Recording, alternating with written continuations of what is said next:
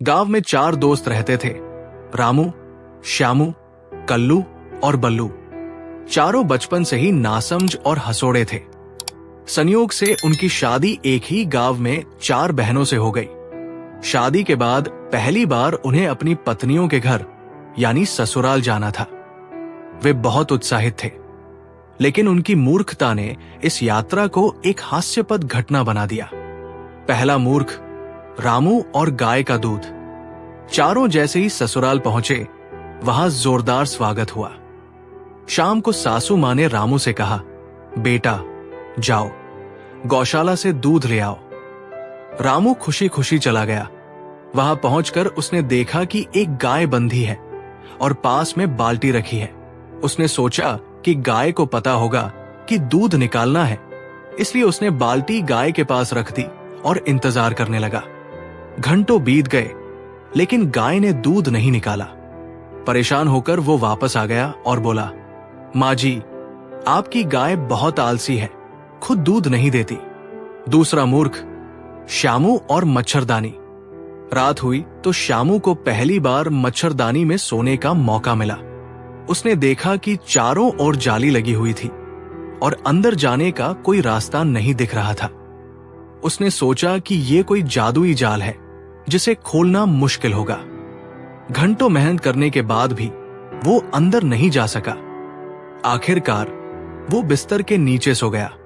सुबह सासू मां ने पूछा, बेटा ठीक से सोए?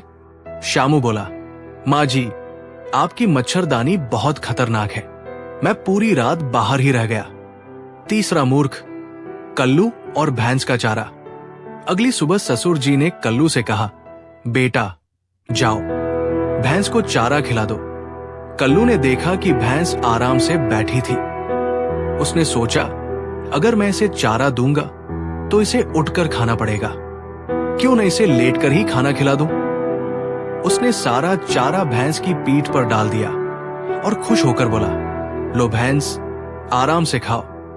जब ससुर जी ने यह देखा तो उन्होंने माथा पीट लिया और बोले, अरे मूर्ख, भैंस अपनी पीठ से चारा कैसे खाएगी?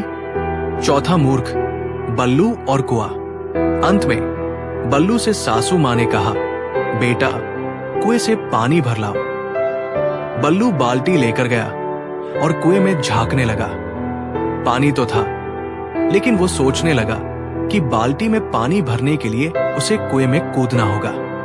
जैसे ही उसने छलांग लगाने की तैयारी की, गांव के एक बुजुर्ग ने उसे रोक लिया। बल्लू बोला, दादाजी, पानी तो बहुत नीचे है, मैं अंदर जाकर भर लाता हूं। बुजुर्ग ने हंसते हुए कहा, अरे मूर्ख, बाल्टी को रस्सी से नीचे डालो, खुद क्यों गिरने जा रहे हो? अंत में ससुराल वालों का हाल। चारों की मूर्खता देखकर ससुराल वालों ने हाथ जोड़ लिए और बोले, हे भगवान, हमारी बेटियों को बचा लो।